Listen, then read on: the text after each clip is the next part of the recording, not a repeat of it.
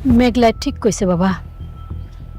ও আমাকে মাইয়া, ওরে আমরা কুড়াই পাই নাই। কেন আপনারা আমার সাথে আর প্রকের সাথে মিথ্যা কথা বলছেন? বন্ধুরা, গরিব ঘরের রাজপুত্র নাটকের আজকের এপিসোডে যা ঘটতে চলেছে সেটা দেখার পর সত্যি অবাক হয়ে যাবেন আপনারা। আজকের ভিডিওতে আমরা আলোচনা করব বর্তমানে ভাইরাল বাংলা নাটক গরিব ঘরের রাজপুত্র এর ২৮ নম্বর পর্ব নিয়ে।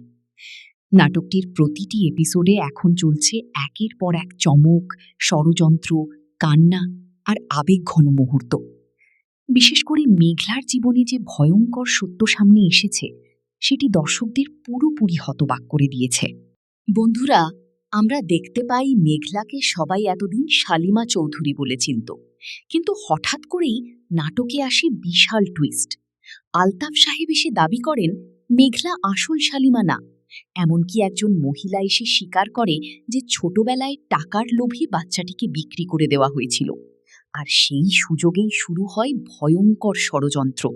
সবচেয়ে কষ্টের মুহূর্ত ছিল যখন হাজার মানুষের সামনেই মেঘলাকে অপমান করে অফিস থেকে বের করে দেওয়া হয়।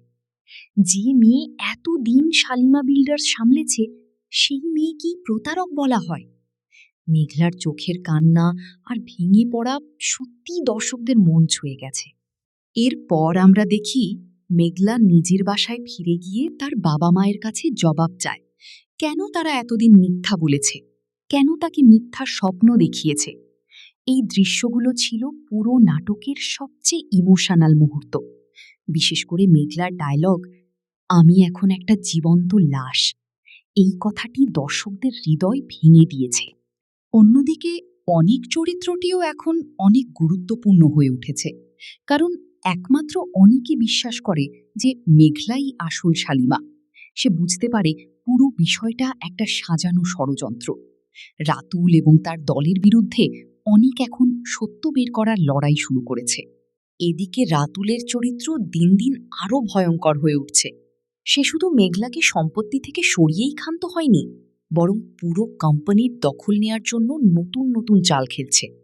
তার প্রতিটি কথাবার্তায় এখন অহংকার আর ক্ষমতার নেশা স্পষ্ট। নাটকের আরেকটি গুরুত্বপূর্ণ দিক হচ্ছে বৃষ্টি চরিত্র।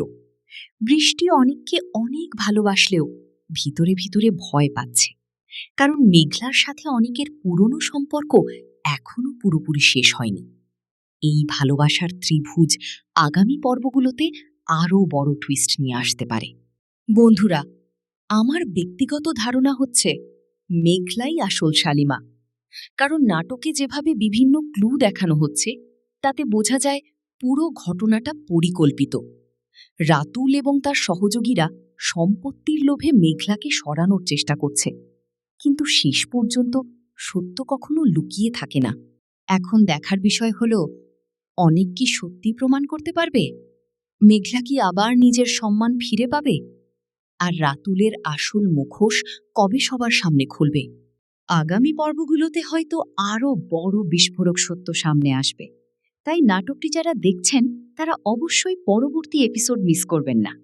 ভিডিওটি ভালো লাগলে লাইক, কমেন্ট এবং শেয়ার করতে ভুলবেন না।